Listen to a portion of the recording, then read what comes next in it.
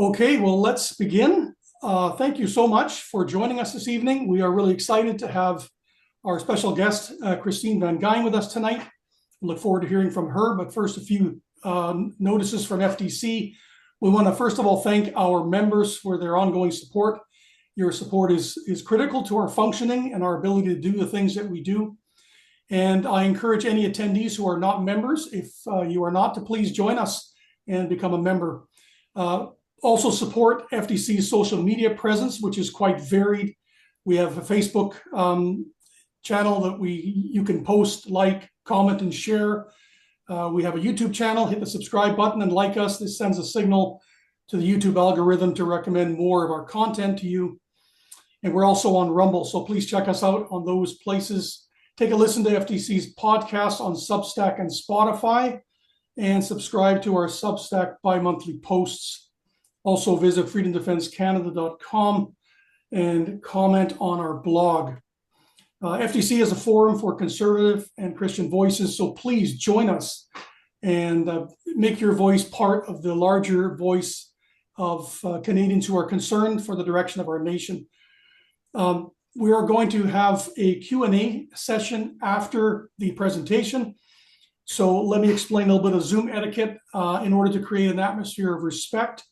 We had asked that you mute your mic during the presentation so that Christine will not be interrupted by our voices. And after the presentation, Perry will come on and give us some more information about the Q&A session, so we can look forward to that. So at this time, we will introduce Christine to our members. There she is.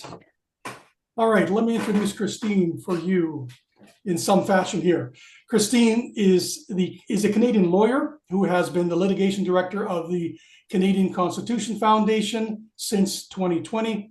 She is a best-selling author and host of the national broadcast television program, Canadian Justice. Christine earned her undergraduate degree in political science and ethics, society, and law at the University of Toronto, Trinity College. She also earned her professional law degree at Osgoode Hall Law School and also studied at New York University School of Law. Among a host of other things, Christine is a podcaster, a YouTuber, and a professional speaker. So, Christine, we're very grateful that you can join us and made the time to do so. It's rather late for you, so we're especially thankful for that. So welcome, and if there's anything else you want to share, please feel free. If there's anything of interest, the floor is yours. So go ahead, Christine. Yeah, thanks so much for inviting me today, Mike. Today, I'm going to give a talk about a really classic tension that we see in politics, in law, kind of this tension that we are all familiar with between safety and liberty. And I want to talk about when governments use fear as a weapon to erode freedom. So there's a really simple but powerful truth that I think we all are aware of, which is that civil liberties are the foundation of a free society. They are what protect each of us from unchecked state power. They guarantee our ability to speak freely, to think independently, to worship as we choose, to protest when we disagree, and to live according to our own values without fear of punishment. And these are not luxuries, these freedoms. They are the scaffolding that allow a free people to flourish. But throughout history, governments have found ways to chip away at these freedoms, and they often do so in the name of something that we all value, which is safety. The Austrian philosopher Friedrich Hayek warned us back in 1979 that emergencies have always been the pretext on which the safeguards of liberty have been eroded. And in 2018, there was this very famous book written by American psychologist, professor at NYU, where I did part of my degree, named Jonathan Haidt, and by lawyer Greg Lukianoff, called The Coddling of the American Mind. And it gave us a word for this phenomenon, this mindset, and it's called safetyism. It's the belief that safety should be prioritized above all else, even at the cost of freedom, personal development, or open debate. And here in Canada, we see this time and again. We have seen safetyism used as a justification for government overreach in countless instances. I actually recently released a report about this phenomenon in Canada's history. It's called Safety Above All. And you can download a free copy of the report if you want to read it. I'm going to talk about some of the things I explore in the report. It's available for free at the ccf.ca/safetyism. So I'm going to walk you through some of the really striking examples in Canadian history, but also in the current moment that we're all living through right now, so that we can see this pattern of safety and fear eroding liberty and freedom in a really clear way. And it will help us understand why this mindset is so dangerous. So I'll begin with the historic examples of safetyism. And one of the most notorious is one that you'll all be familiar with. It's the October crisis of 1970. Pierre Elliott Trudeau invoked the War Measures Act after the FLQ kidnapped two public figures in Quebec, British diplomat James Cross and Quebec cabinet minister Pierre Laporte. And tragically, Minister Laporte was murdered by the FLQ. His body was found strangled using his Catholic devotional medal that he wore around his neck. He was stuffed into the trunk of a car and left near an airport. Trudeau responded by invoking the War Measures Act. Look, these are terrible things that happen. These are terrible crimes. But the invocation of the War Measures Act is widely now seen as an overreaction. Trudeau at the time claimed that it was needed to prevent the overthrow of the Quebec government. And it was the first and only time during peacetime that the War Measures Act was used, granting the police and military extraordinary powers. Canadians lost habeas corpus, which is the ancient right against imprisonment without charge. Canadians in Quebec were jailed without evidence. Homes were raided, books and personal property were seized. Hundreds of innocent people, artists, activists, journalists, intellectuals, they were locked up despite no connection to any violent plot or association with the FLQ. The government all claimed that this was necessary for public safety, but in reality, it was a massive overreach. It trampled civil liberties under the guise of security, and around 450 citizens were jailed, most of whom had no connection at all to the FLQ. Ultimately, only 18 people were convicted, and of those, 16 were convicted of ordinary criminal code charges. In 1980, following an inquiry into what happened with the FLQ, it was found that there were at the time that this happened, only 35 actually active members in the FLQ, so hardly a group capable of overthrowing the government. Obviously, the criminal code needed to be used to respond to these terrible crimes, but not the invocation of this extraordinary wartime legislation. Safety became an excuse. The use of that law was not justified. There was real danger, but not warranting this incident. And this remains one of our most controversial examples of overreach in the name of safety. It's a cautionary tale about the dangers of sacrificing civil liberties in the name of national security.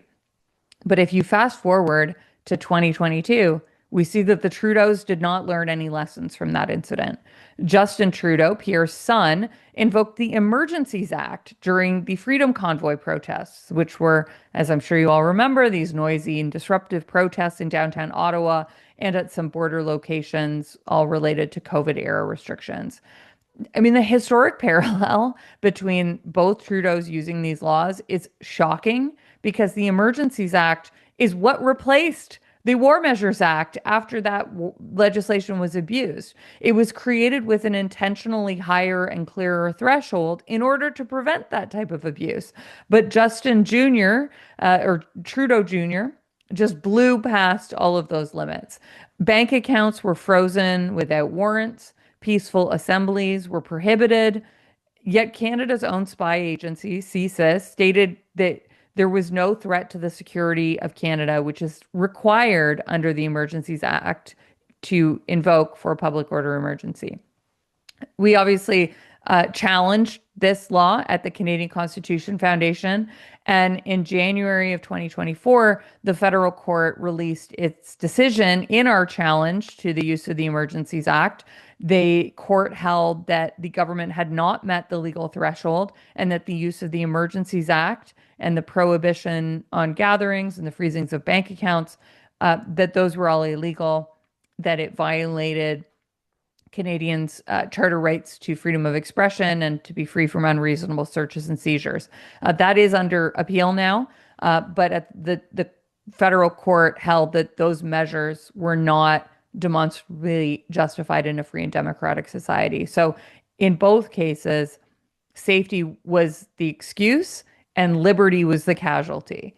If you go back even further to one of the most shameful chapters of Canada's civil liberties history, in 1942, following the Japanese attack on Pearl Harbor, more than 22,000 Japanese Canadians, three-quarters of them citizens, were uprooted from their homes and sent to internment camps. Families were separated, men were sent to labor camps, property was seized and sold, and this was all done in the name of national security and safety.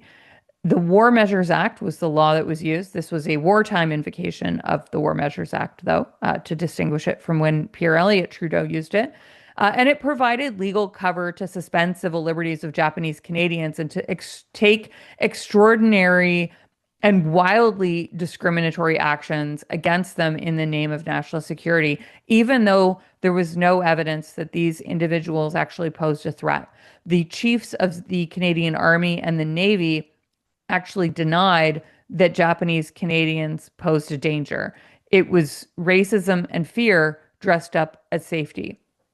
And of course, we all saw safetyism really rear its head during the COVID-19 pandemic. Places of worship were shuttered, protests were banned unless it was on a topic that the government wanted you to protest about. In Ontario, police were briefly given the power to stop anyone on the street and demand identification without cause. Vaccine mandates cost people their jobs. Families were told not to gather in their own homes, either for holidays or to mourn their dead. And some of these restrictions were later struck down in court, but others simply expired before they could even be challenged. But all of them really revealed how quickly governments expand their powers when fear takes hold and how reluctant they are to relinquish those powers once a crisis ends. And these are not isolated incidents. You can look at other examples of where safety was used to deny rights. We have civil forfeiture laws that allow the state to seize property without criminal conviction, including the property of innocent third parties, which flips the presumption of innocence on its head, which the government claims is necessary to keep us safe from criminal enterprises. We saw the G20 summit in Toronto, where police carried out the largest mass arrest in Canadian history, where they kettled and detained hundreds of peaceful protesters. We see bubble zone laws that silence protests across Canada, not just outside of abortion clinics, but also they prohibit protests now near schools, libraries, and places of worship.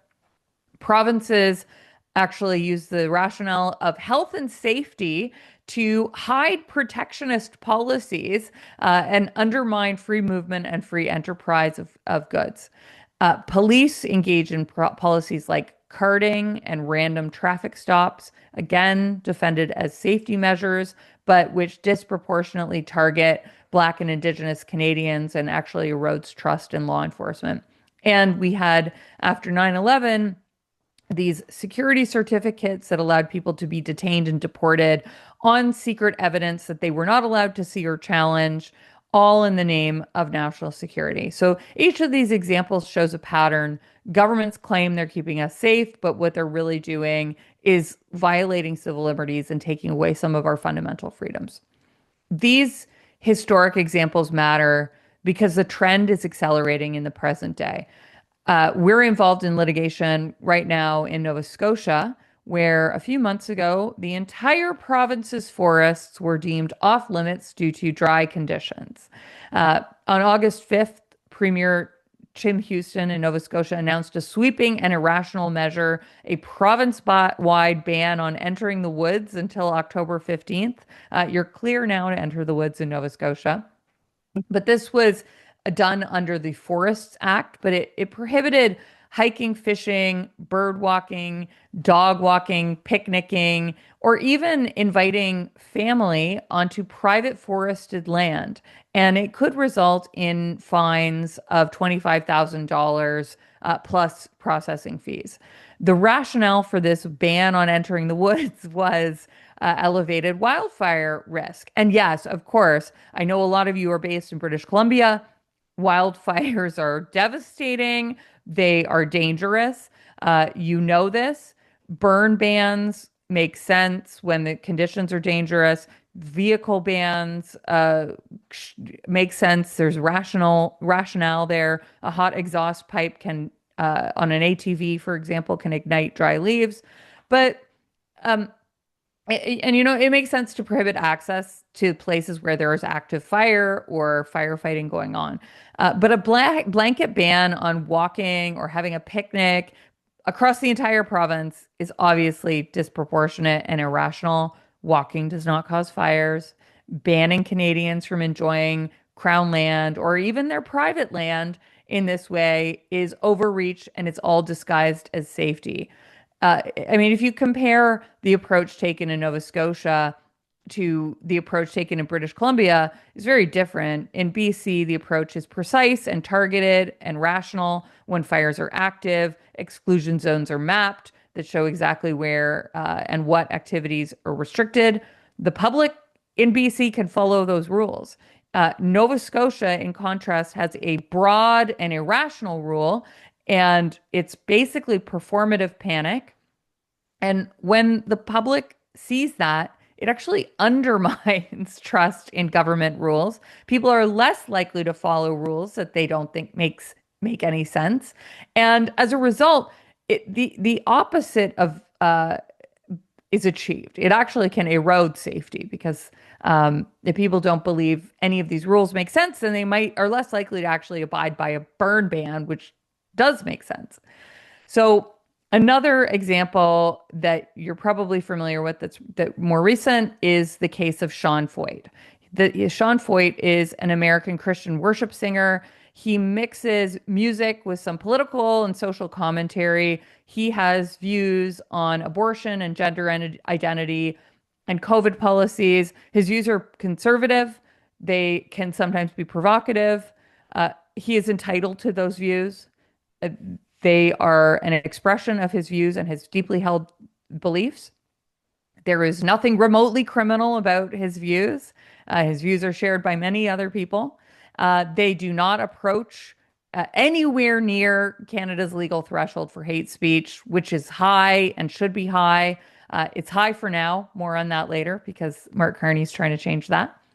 But, despite the constitutional protections for freedom of speech, several Canadian cities canceled Sean Feucht's public performances, and many of their justifications were health and safety concerns.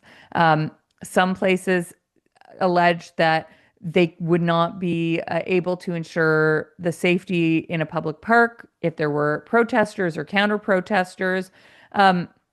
Some cities, for example, Quebec City, were very open that it's his viewpoint that they find to be dangerous. They openly canceled his concert, claiming he was a controversial artist.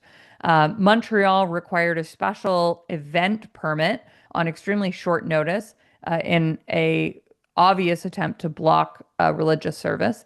And the church that ended up proceeding with that performance was fined $2,500 for allowing it to go ahead without this bureaucratic and unnecessary permit. In any event, blocking these performances in the name of safety is really a classic example of abusing and weaponizing the safety rationale. And the attempt to silence Feucht actually had the opposite of the intended effect of these governments and these politicians because it ended up amplifying his message. It transformed a performance that might have otherwise been, more obscure. He's been to Canada many times with little attention to him. But because of all of this attention and the weaponization of the safety rationale in the name of, protecting people from opinions that might offend them, as a result, he actually received a significant more amount of attention than he otherwise would have. Some other recent examples from things that we're working on, were involved in a case in Mississauga where the city government destroyed a private homeowner's naturalized garden, claiming that the garden was unsafe because it had plants that were tall. It was not a corner lot. No sight lines were involved. They claimed that the garden could create a habitat for pests. So does any wild place, like a meadow or a forest, or my own manicured garden can also house animals. We are also involved in a case out of Kingston where the police flew a high accuracy drone above a traffic stop to use a camera to spy into vehicles, all in the name of keeping people safe from traffic offenses that may be happening inside these cars. They took photos of people's activities inside their vehicles from this drone far above them in the air. We're representing a woman who saw the drone outside her car window and was shocked to see it because it's not something you would expect to see, took out her phone and took a photo of the drone because she thought maybe someone's doing something wrong by flying this drone above cars, and then was given a over $1,000 ticket for using her phone while at a red light.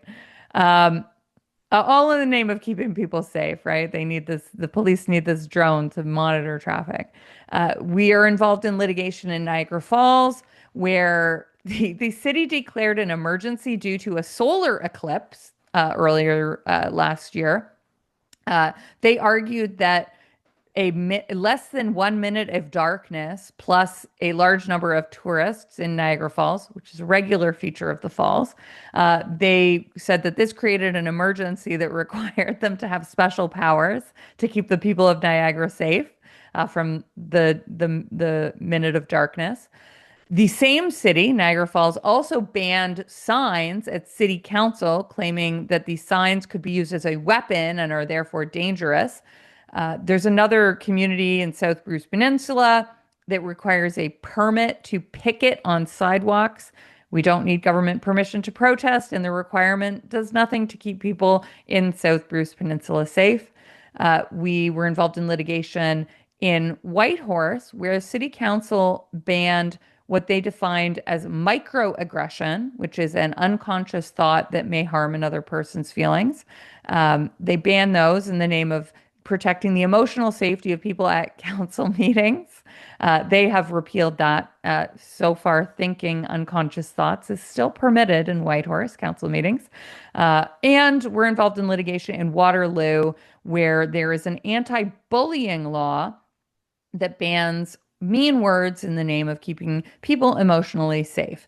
And as I'm sure you have all noticed, there are these bubble zone laws that are expanding across the country. There's one in Calgary. There are several in Ontario that restrict protests near certain locations, libraries, community centers, and other public spaces, effectively allowing the government to pick and choose which topics can be protested. They have names like the Safe and Inclusive bylaw, quite Orwellian name, because it's actually about excluding people and their viewpoints from public spaces. And they are likely unconstitutional because they directly violate the content neutral principles of freedom of expression.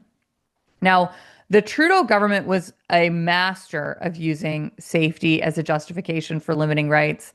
In 2021, they listed every plastic manufactured item under the Environmental Protection Act as toxic.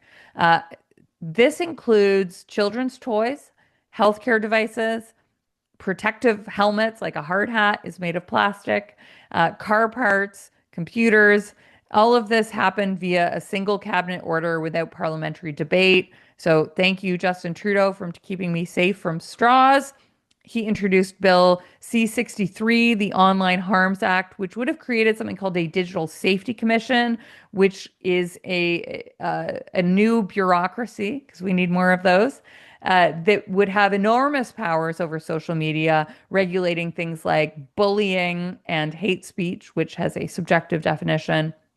And Bill C-63 would have included criminal code amendments that would have increased penalties for hate speech, created new offenses with up to life imprisonment. It included a statutory definition of hatred that is vague and highly subjective and would open the door to overcharging, having chilling effects on speech. And it could turn ordinary crimes into potential life sentences. Even more concerning was C-63 would have allowed for something called a preventative peace bond. A judge could impose a restriction on an individual who they viewed as reasonably likely to commit a hate crime, including a speech crime in the future. So those potential restrictions included house arrest, electronic monitoring with like a ankle bracelet, communications bans, and this could happen all without a crime having actually taken place. It's just the potential of a future crime. So imagine the chilling effect that that would have on ordinary Canadians who might express a controversial opinion. Fear of prosecution or even fear of a preemptive restraint becomes a tool to silence dissent before a single crime actually occurs. Now, C-63 mercifully died when Parliament was prorogued, but the new Mark Carney government has signaled that they are bringing back some key parts. Claiming that they need to keep Canadians safe from hate, the Carney government has introduced Bill C-9, the Combating Hate Act, which makes some really troubling changes to the criminal code. It repeals a safeguard that requires the attorneys general to consent to hate crime charges. So police can now charge on their own, and that removes a critical check against frivolous or politically motivated charges. The C-9 criminalizes the public display of certain symbols. Now, these are generally symbols that I do not like, I think are horrible. Includes things like the swastika, the SS lightning bolts. It includes terrorist insignia. Now, I understand a lot of members of the public like proposals like this, but historically, there's actually real social utility in knowing someone on your block is a Nazi. We're not safer because we do not know what someone's opinion is. And banning these symbols actually gives them a lot more power. It also forces them underground where people are more likely to then engage in sort of a spiral of extremism where they're only engaging with other extremist individuals. So I'm opposed to it from that perspective. And there was also the concern about creep. When we attended the technical briefing on the introduction of C-9, one of the first questions about which symbols were being banned was, why is the Confederate flag not on the list? So once you start down this road, the question becomes, where does it end? Another thing that C-9 would do is revive this standalone hate crime offense that elevates any criminal act that the Crown says is motivated by hatred into a separate offense with potential penalties of up to life imprisonment. It also, and I alluded to this before, it waters down the legal definition of hatred. The definition of hatred in Bill C-9 is detestation or vilification stronger than dislike or disdain. And it removes a critical part of the definition, which is from the case law, which requires an element of extremeness. The cases of Whatcott and Keegstra define hatred as the most extreme manifestation of those emotions.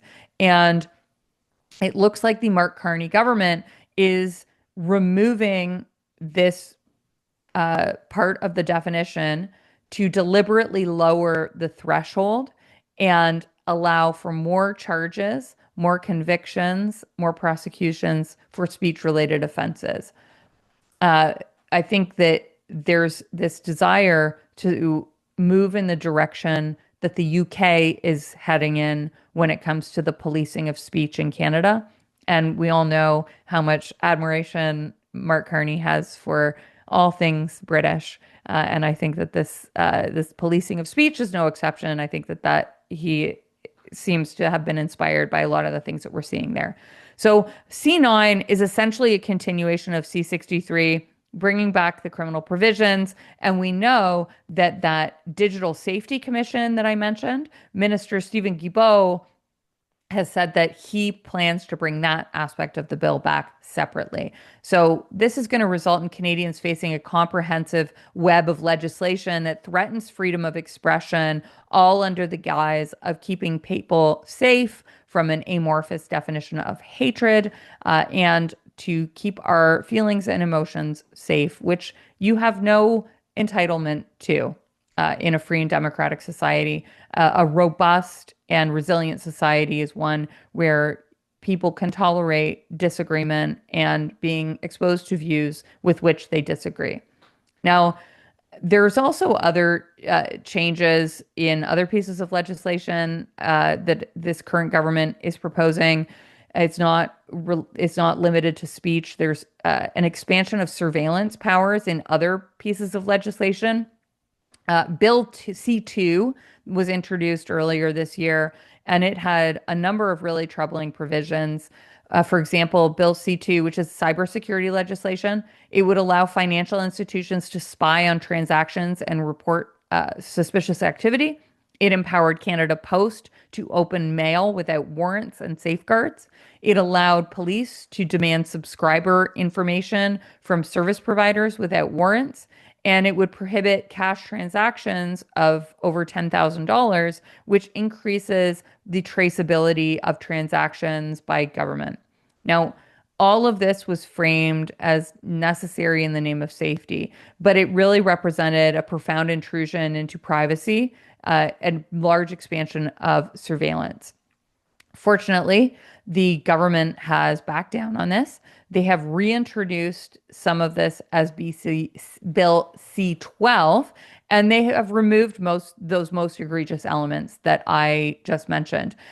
This was as a result of many civil liberties groups, including the Canadian Constitution Foundation, pushing back, and it shows that civic engagement can work. We had created an online portal that allowed Canadians to write to their MP. You put in your postal code, it would populate who your member of parliament was and suggest some things that you could say to your MP about what you were concerned about with C2. And hundreds of Canadians actually used the portal that we created to contact their MPs, demonstrating that resistance really can make a difference. So what can Canadians do?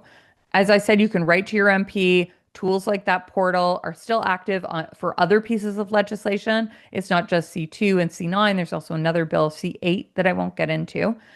You can also take some of our online courses. You can learn the basics of constitutional law, freedom of speech, and privacy rights on our website at theccf.ca/learn, because you actually won't be in a good position to defend your rights if you don't really understand what they are or how they work.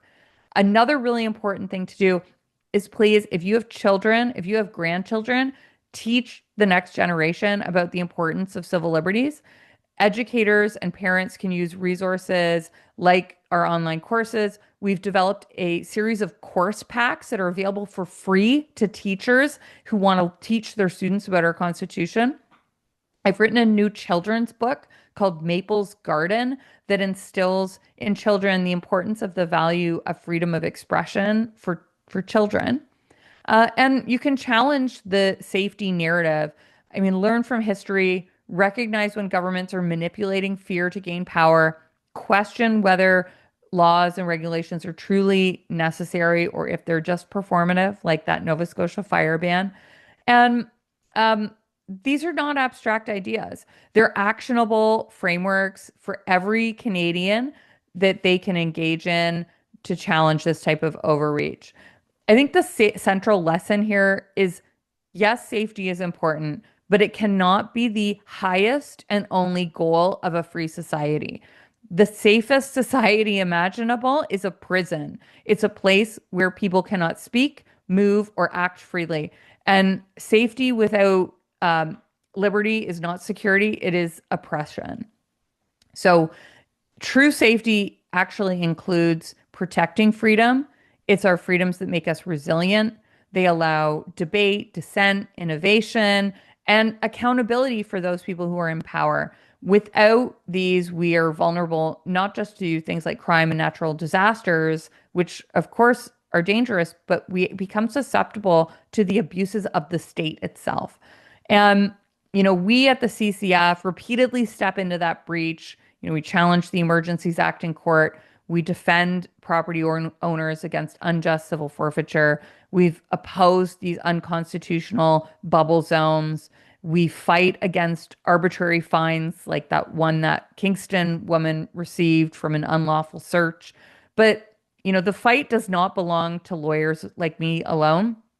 It belongs to every Canadian who believes that our rights are worth defending, including you. And I think that history teaches us this very well. Once freedom is lost, it's almost impossible to regain. So when governments are claiming they're prioritizing our safety, but their actions create fear and insecurity, they tell us things like we cannot gather, protest, speak, or enjoy public spaces without risking punishment. Um, we really need to push back. And I want to leave you with this question. The next time a politician says we are limiting your rights for your safety, ask yourself whose safety and at what cost? Because vigilance is the price of liberty. If we value felt freedom, we need to be willing to defend it, even when it's uncomfortable, unpopular, inconvenient, because once it's lost, it's almost impossible to regain. So that's what I had to prepare to say tonight. I hope you found it entertaining and interesting. And I'm happy to take any questions. And I cannot provide legal advice, and nothing I say is legal advice. If you have your own legal question or problem, you need to consult your own lawyer.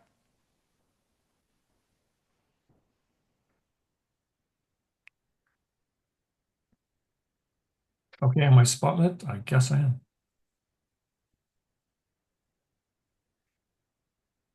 Okay, I'm going to go forward.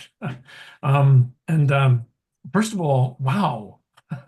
Wow, Christine. In a dark kind of way, almost some of those incidents were almost funny, but they're not, of course, funny at all, right?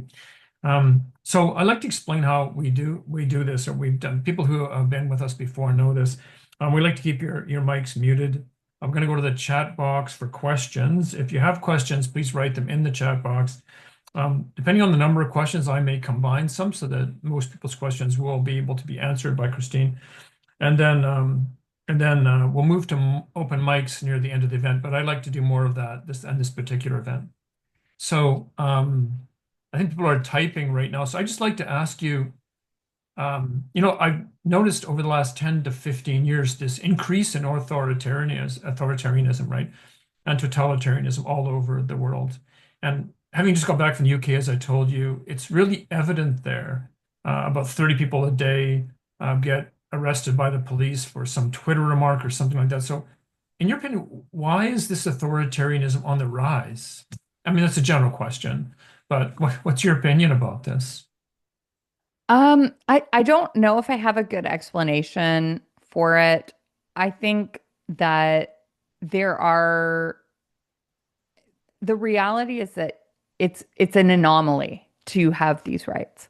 Most of the world does not have them. Most of the world does not have the right to freedom of expression. It's very, very rare that we do have it. And I think it is so important to push back against attempts to limit the right to freedom of expression. I think that we all have an impulse inside ourselves, every human being. When you hear something you do not like, the impulse is a desire to silence that speech. And it takes a it takes a lot of effort to understand in the bigger picture why these impulses towards censorship are a bad idea. Uh, it's not a problem that is constrained to one side of the political spectrum or the other. Every government with power seeks to censor the voices of dissent and disagreement. Um, I mean, Donald Trump has said that he would, free speech is back in America. His government has engaged in all kinds of censorship. The UK, with the left wing government, they engage in all kinds of censorship, but they also engaged in censorship when they had a right wing government. Uh, the conservative government in the UK was responsible for the creation of some of these policies that have limited speech, I believe, including the creation of the non-crime hate incidents that Yes. uh, uh, are now being walked back because it was having police knocking on doors because children would get in fights on TikTok, and then the police would show up knocking on your door. So I think every person with power has the impulse to silence the voices of people who disagree with them, and it needs to be resisted. Um, and these are hard cases to make because it's always borderline speech, right? It's not innocuous speech that gets brought up as examples of why we that gets silenced. It's not ordinary speech that gets cut down. It's provocative speech. It's Sean Foyt. It's not your run of the mill speech. It's that provocative speech that actually gives the right its meaning. Okay, great answer. I have a question from Edward. The BC ferries prohibit passenger use of promenade decks during stormy weather. Some passengers may feel that this is unjustifiable, that they should be the determiners of what is safe for them and their families. At what point would CCF not take a case of protesting regulations? I mean, so a lot of these come down to administrative decision making. So, in Nova Scotia, for example, the case we were bringing is a judicial review, where you ask if the decision made by that administrator, in that example, it was the minister, um, if it's reasonable, which means it follows a logical chain of reasoning, if it is transparent, and these are principles of administrative law. So there is some amount of deference that is given to technical expertise in decision making. Uh, so in Nova Scotia, they really have nothing to base the decision on other than dry conditions. Other than the dry conditions province wide, there were not, they were banning activities that are completely unrelated to um, what can actually cause a fire. So there's not a logical chain of reasoning. So you can attack the reasoning of the decision maker in that case. With this example about the ferries, I don't have um, the example of what's going on in front of me. I don't know any of the details, but whoever the decision maker in that case would be, you could challenge their decision to ban walking on the promenade if there's no logical chain of reasoning. I don't have it in front of me, but I would suspect that there is some type of logical chain of reasoning in that case, like the number of people that they've had fall overboard during stormy voyages, the material on the floor, and the type of footwear people wear and leads to slipping, the ability to perform rescues if someone falls overboard. So, but they need to show that there is a logical chain of reasoning. If there isn't, then you can attack the decision maker. But I just don't, I'm just, kind of spitballing what might be going on in that case. That one, I suspect there is some transparency, some reasoning going on. Thanks. The next question is from Linda. It seems that when these bills are defeated, the government waits and then just reinvents it in more palatable language. To resist this, is it possible to increase the concept of individual freedom within our Constitution? I know this would be a monumental task, but would it be possible? And if so, what would be the process? So can you repeat the second half? I definitely agree that if a bill does not pass, it gets, or if a bill is struck down by a court, Right. it gets reintroduced with some tweaks. We Yep. see this all the time. Yep. So that is definitely 100% true. What was the second half of the question though?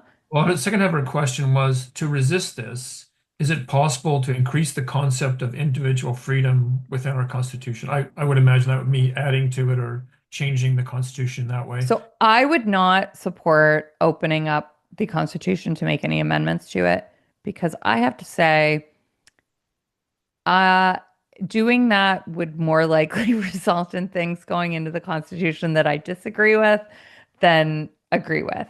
I think people with my perspective would lose if the Constitution is opened up and we get into amending. Uh, there's all kinds of things I wish were different about Canada's Constitution and our structure of government. I'm not a huge fan of the Senate, but I think if we were to open up the Constitution and to make some significant changes, we're more likely to get stuck with the Senate and then more other terrible things that I like even less would get added. So I actually think that the solution to the what you're proposing, Linda, is less about a constitutional amendment and more creating a culture, a civic culture of of individual responsibility, of valuing individual freedom. And I do think that a lot of that starts with the next generation. That's why we're putting so much emphasis into the work we're doing in universities and in high schools and teaching children about these values. There's a lot of things that children don't say anymore. Like I was just talking about this while promoting my book. Like we no longer say to children, if someone says something mean, you just say, sticks and stones will break my bones, but words will never hurt me. We no longer say things like you're entitled to your own opinion because in Canada, it feels like we no longer are entitled to our own opinion. That having your own opinion is dangerous and somehow subversive. So I think that it needs these are cultural problems that need to change and are better solved that way than by opening up our constitution. Thanks. Next question is from Richard. And his question is, a request is, can you say more about the double secrecy system in Bill C8, where individuals can be cut off from their services without knowing why or being able to defend themselves? Good question. Yeah, so this was actually also in C26, which was a piece of legislation that the Trudeau government introduced. And the problem with this bill is it lacks it's essentially a empty shell. It's what we refer to as shell legislation, which is becoming a lot more common now. And a lot of the details are filled in later by cabinet through regulation. And there is a provision in C8 that would allow for an order if the minister has reasonable grounds to believe that it is necessary um, to secure the Canadian telecommunications system against a threat, including that of interference, manipulation, disruption, or degradation. And this includes the power of cutting off internet access to specific individuals. Now, the government claims that their reason they need this power is to prevent cyber attacks. Like if there's a mass attack, it's good to have the ability to cut off the internet access from where this attack is originating. Now, service providers actually already are incentivized to do that. They already want to cut off access to someone who's engaging in a cyber attack. So it's not really necessary for the government to have the power to order this to happen because these, telecoms internet providers already do this. The government does not say that they want to do this to cut off their political enemies from having internet access. And they say that's not the reason they want to do that. I don't really think it matters. I think that if that is a potential use of that law, that's a classic way authoritarians use power. So I think guardrails need to be included into C8, and we do have a this form portal that we have on our website, the ccf.ca, where you can write into the minister to request these changes to C8. But yeah, it's gotten a lot more attention this time around, but it was in the Trudeau version of the bill as well.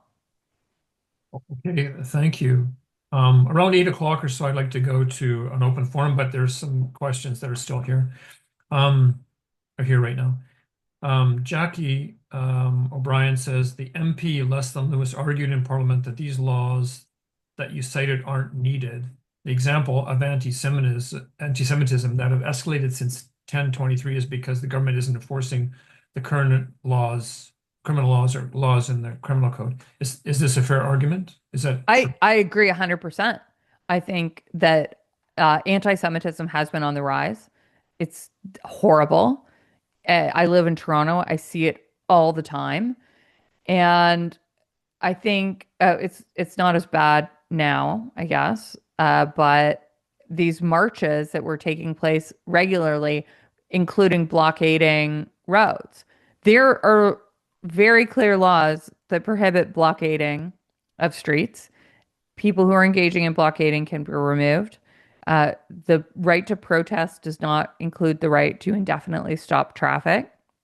That is, police are completely within their power to remove people blockading roads.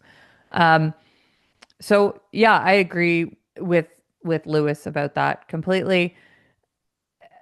The police don't need additional powers. They need to enforce the laws that are already existing. Are you referring to the bubble zone laws in that question or to other things? I don't think that Jackie was, because she's referring, I think, to Les Lewis's Or the hate speech Parliament. prohibit Yeah, or the hate speech laws? that's right. The hate speech laws, and Les Lewis was saying that it isn't necessary because of the Criminal Code 318 and another criminal code. Yeah, okay. So, I mean, there is a prohibition in the criminal code against incitement to anti-Semitism, and that's a specific, I think it's 319 sub 2.1, I think is the provision. 19, yeah. And it is downplaying the Holocaust. It's specifically related to Holocaust denial. It's a relatively new provision.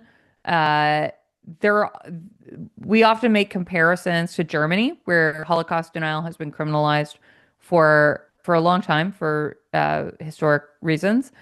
And I have to tell you that Holocaust denial exists in Germany, and it exists throughout Europe, where it is criminalized, and it is probably worse in those places than it is here. So, if the goal is to stop people from saying that the Holocaust didn't happen, criminalizing that speech is not stopping them.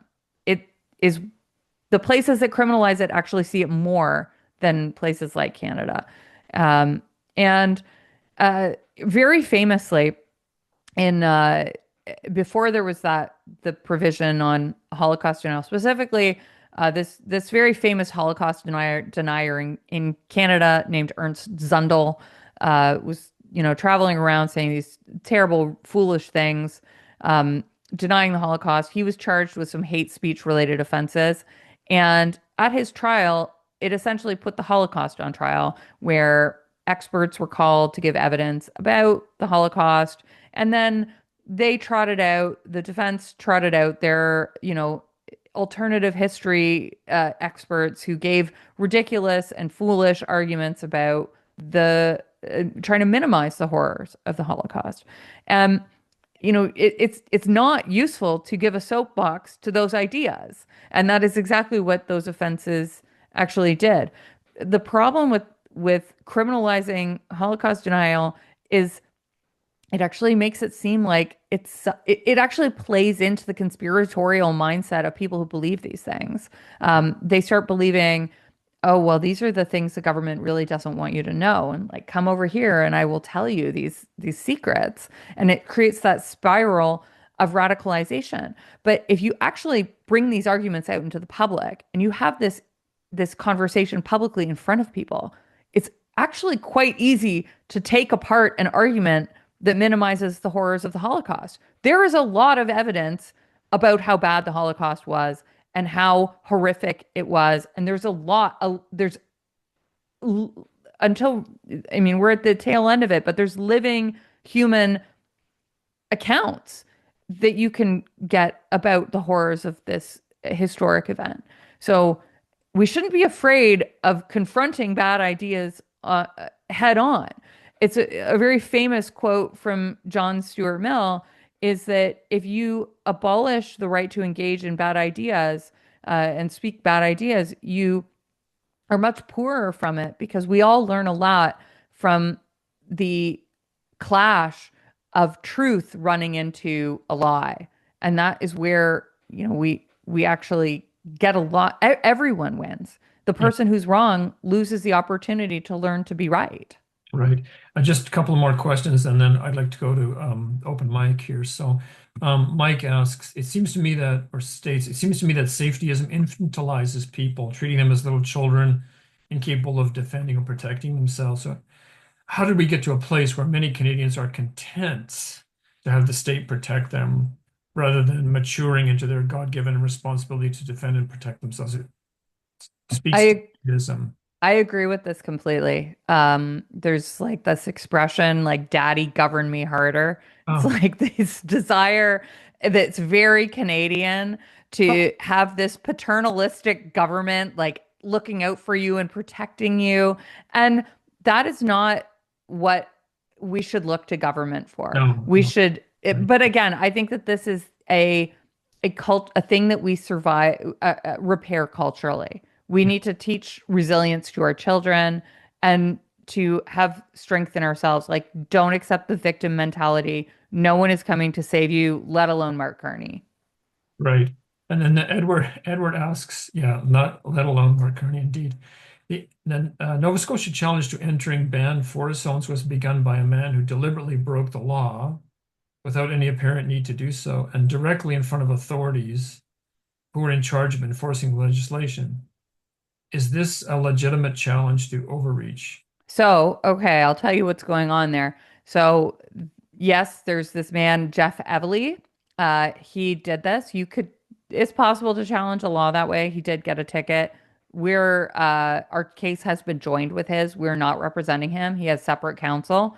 I would not advise anyone to violate the law that way. It's actually my professional obligation as a lawyer to tell you not to break the law. I'm not a fan of the approach that he took. We decided to challenge the law on our own separately before he did this as a public interest litigant. So we are a public interest organization that is suing on behalf of ourselves and all people in Nova Scotia.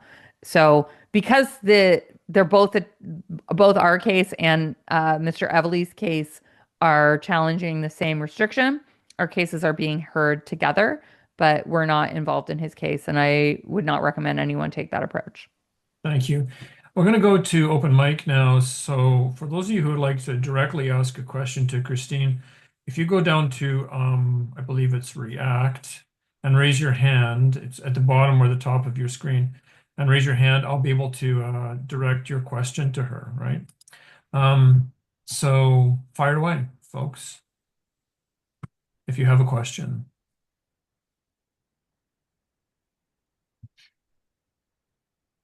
And for the moment, there isn't one. I don't want to, well, I'd love to step in, but let's wait a second longer. Okay.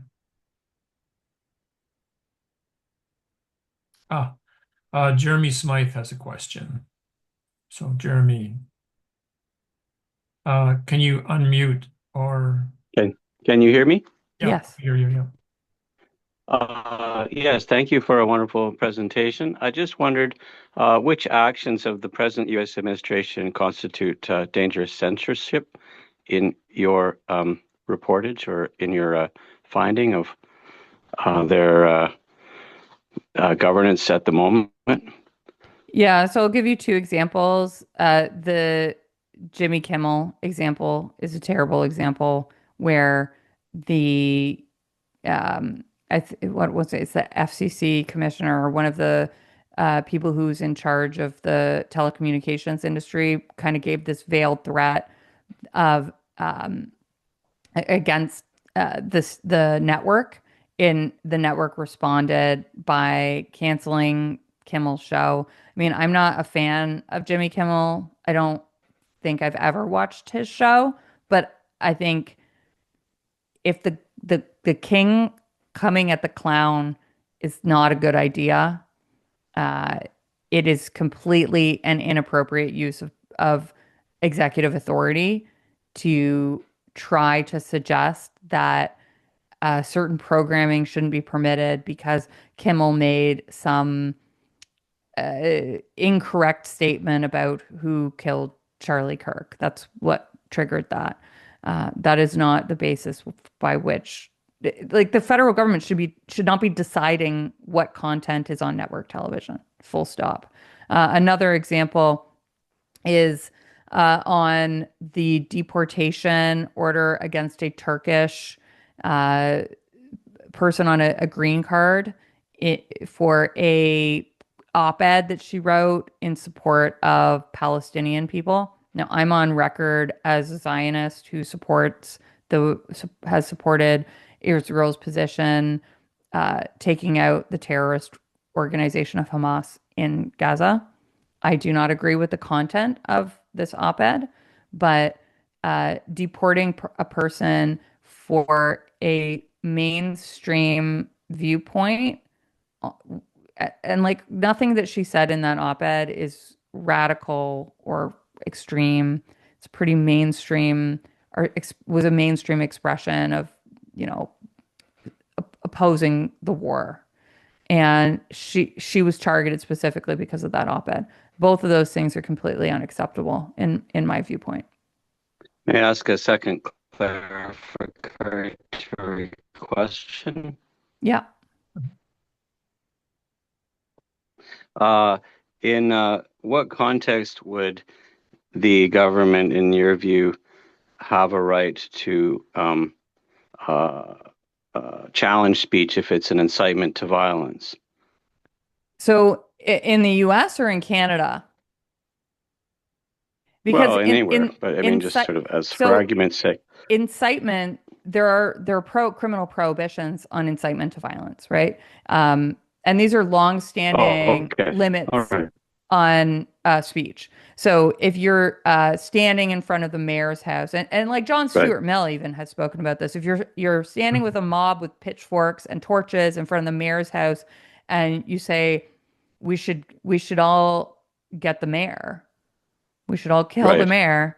Like, that's criminal. It's criminal incitement. Right. So it's so prohibited and it should be. Yes. Okay. It has to do Jimmy with Kimmel. Sorry, Kimmel's statement doesn't pass your test of though it's in the context of. Okay. What Kimmel's statement was, he said that MAGA, the people of MAGA, are desperately trying to make out like the person who shot Charlie Kirk is not one of their own. I see. And like he wasn't, like, the man who shot Charlie was definitely not MAGA. But there was some like rumor spreading at in the few hours after it happened that maybe it was, and it wasn't true. Kimmel said something on TV that wasn't true. That's not a reason. Like, he's a comedian. He's not like held to standards of journalism, which journalists also say things that are inaccurate, and we don't revoke we don't have the federal government coming in and say they need to have their show taken away. I mean, it's just not a good idea, and it's unconstitutional when the federal government is silencing comedians. Mm-hmm. Okay. And I don't want to have to defend Jimmy Kimmel. I don't like Jimmy Kimmel. I don't think he's funny. I think that statement was gross, but like, it's not right what happened in that case. Okay, I just have one more question because we want to wrap up around 8:10, 8:15 at the latest. And it's a personal question about two-tiered policing, and the controversy over that, both in the UK and here. You mentioned that people are obstructing the traffic, so we know what that means, right? A certain group gathers en masse and obstructs the roads. So we know what that means. So do you think there's a liberal progressive bias amongst the police in the UK and Canada? And if so, what could be done about that?